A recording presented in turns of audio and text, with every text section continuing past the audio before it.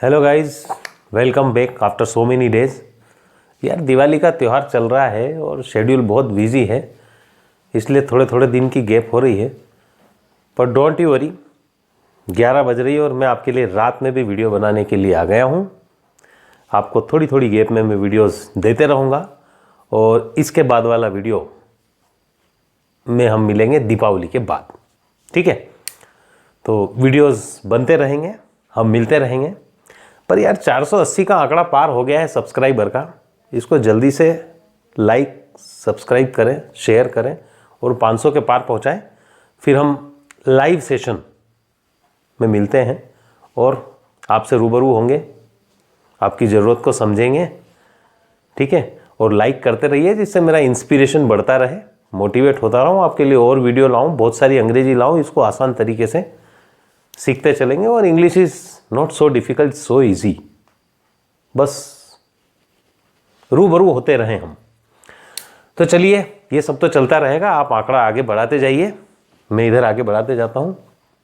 हम लोग नरेशन पढ़ रहे हैं। देखिए, मैंने शुरू में कह दिया था, नरेशन जो है ना, हम एक स्टेप में, in one go, we can not learn narration in one go. ठीक है, मैंने इसके पोर्शंस बना दिए ताकि आप अलग अलग पार्ट्स को देख करके इजीली समझ सकें। आज भी हम नरेशन में डायरेक्ट इनडायरेक्ट स्पीच लेकर आए हैं। ठीक है, ये डायरेक्ट है, सबके सेट बना दिए मैंने, direct speech, indirect, direct, indirect. अब आज नरेशन में हम लोग पढ़ने जा रहे हैं इंपेरेटिव सेंटेंसेस। इंपेरेटिव सेंटेंस क्या होते हैं? इंपेरेटिव सेंटेंस जब हम किसी को ऑर्डर देते हैं या कमांड करते हैं या रिक्वेस्ट करते हैं, तो these are called imperative sentences. ठीक है, अच्छा, एक चीज हमने पिछले वीडियोस में और पढ़ी है, टू इन्फिनिटिव। इन्फिनिटिव क्या होता है?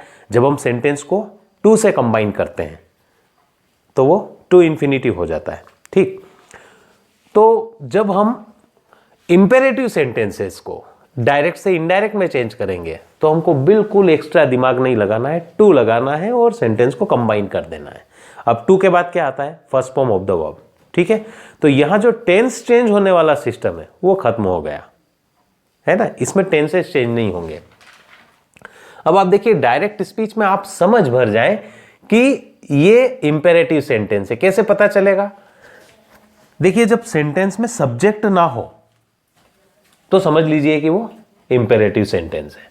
अब देखिए, डायरेक्ट वर्ब से स्टार्ट हो गया। ये वर्ब है सर्व, ठीक है, डबल इन्वर्टेड कोमा में, डू, करिए। ये रिक्वेस्ट के साथ वर्ब आ गई और ये नेगेटिव के साथ वर्ब आ गई। ठीक है, लेकिन इन किसी भी सेंटेंस में सब्जेक्ट नहीं है। ठीक, तो चलिए पढ़ते हैं।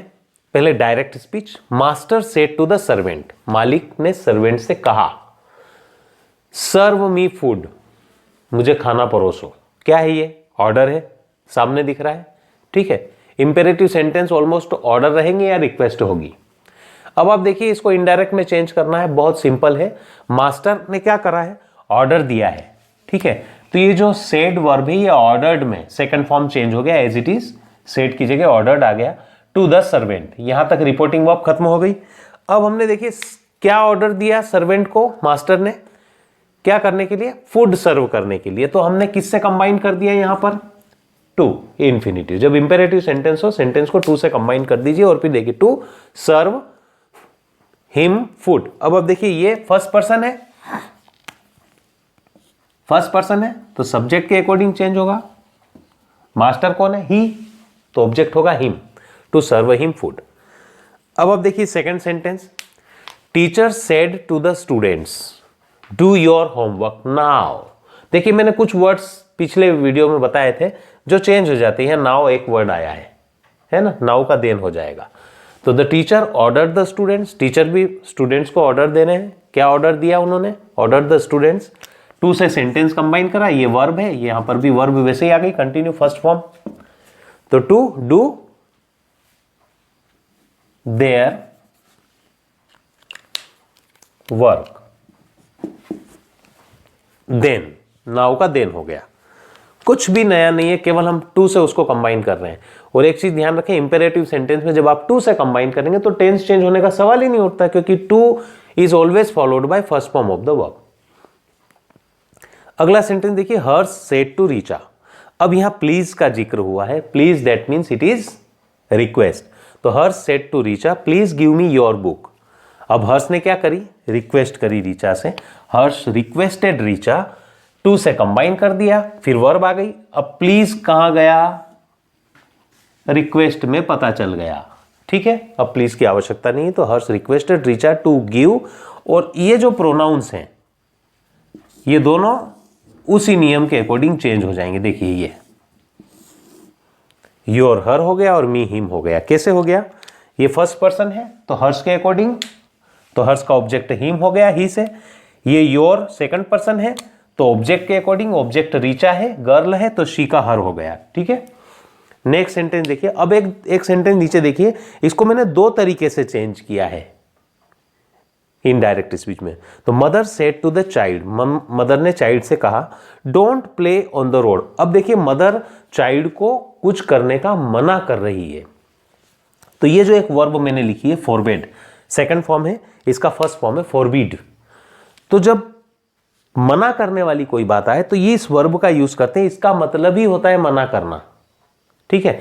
तो जब मना करना हमने अलग से लिख दिया है तो ये जो नोट लगाया है यहां पर, इसकी जरूरत ही नहीं पड़ेगी क्योंकि यहां मना कर दिया है। तो मदर ने चाइल्ड को मना किया, क्या करने के लिए मना किया, क्या करने के लिए, to play on the road. अब देखिए ये नेगेटिव था, लेकिन चूंकि हमने फॉरबेड का यूज कर लिया है इसलिए यहां से नेगेटिविटी हटा दी क्योंकि उधर वो नेगेटिव हो गया है। समझ में आया। तो mother forbade the child to play on the road, ये डोंट हट गया क्योंकि वो इसमें आ गया। लेकिन अगर आप फॉरबेड का यूज नहीं करते हैं, हम कई बार काम किसी को कुछ बताते हैं तो आस्क वर्ब का यूज करते हैं, है ना। किसी को भी कुछ काम करने के लिए कहते हैं या मना करते हैं तो आस्क वर्ब का यूज करते हैं। तो अगर हम फॉरबेड की बजाय आस्क्ड का यूज करेंगे तो अब हमने यहां पर मना नहीं किया है, यहां तो इसके अंदर नहीं आ गया था मना करना, है ना, मना किया और यहां पे कहा, तो अभी मना नहीं किया है तो फिर यहां पर नोट लगाना पड़ेगा। इसी को हमने दूसरे तरीके से कैसे बनाया, मदर आस्क्ड द चाइल्ड, मां ने बच्चे से क्या कहा, कुछ काम नहीं करने के लिए कह रही है तो नॉट टू। इन्फिनिटिव में नेगेटिव कैसे जुड़ता है, नॉट टू। यहां टू प्ले था, अगर नेगेटिव हो तो नॉट टू प्ले, बाकी सेम ऑन द रोड। तो दोस्तों ये है इंपेरेटिव सेंटेंसेस, हमने डायरेक्ट से इनडायरेक्ट में चेंज किया है। आशा है आपको सारे सेंटेंसेस समझ आए होंगे, ठीक है। इनकी प्रैक्टिस कीजिए, पिछले सेंटेंसेस की प्रैक्टिस कीजिए। मैं आई बटन में और डिस्क्रिप्शन में पिछले वीडियोस जो नरेशन के हैं उसकी लिंक डाल दूंगा, अगर आप नहीं देखे हैं तो वो देखिए। और स्टेप बाय स्टेप ये जो 4-5 वीडियो मैंने नरेशन के डाले, अगर आप देखें, आई एम श्योर कि आपको ये बिल्कुल आसान तरीके से आ जाएंगे। This are not difficult at all. और इस जर्नी में हम आगे बढ़ते रहेंगे। Like, subscribe, good night.